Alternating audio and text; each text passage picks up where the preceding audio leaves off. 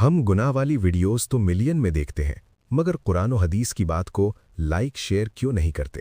مضمون: قرآن و حدیث کی روشنی میں خود احتسابی اور ہماری غفلت۔ آج امت مسلمہ کا سب سے بڑا مسئلہ یہ نہیں کہ برائی بڑھ گئی ہے، بلکہ اصل مسئلہ یہ ہے کہ خود احتسابی ختم اور الزام تراشی عام ہو چکی ہے۔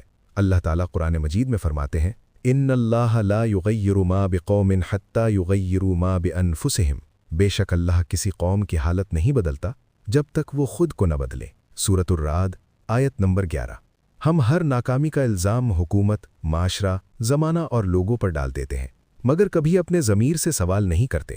نبی کریم صلی اللہ علیہ وسلم نے فرمایا: عقل مند وہ ہے جو اپنے نفس کا محاسبہ کرے۔ ترمذی۔ ایک تلخ سوال مگر سچ۔ جب گانے، ڈرامے اور فحش ویڈیوز ملین لائکس اور شیئر حاصل کر سکتی ہیں تو قرآن و حدیث کی باتیں کیوں نہیں؟ کیا اللہ اور اس کے رسول صلی اللہ علیہ وسلم کی بات ہماری انگلی کے ایک کلک کے قابل بھی نہیں؟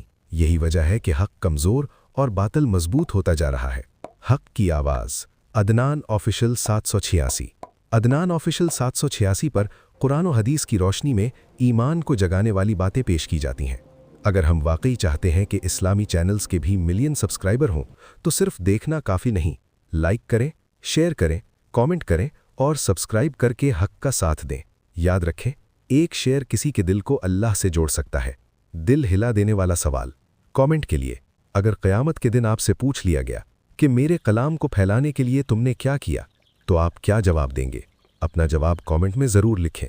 اختتامی دعا: یا اللہ، ہمارے دلوں کو زندہ فرما، ہمیں خود احتسابی کی توفیق عطا فرما، قرآن و سنت سے سچی محبت نصیب فرما اور ہمیں حق کو پھیلانے والوں میں شامل فرما۔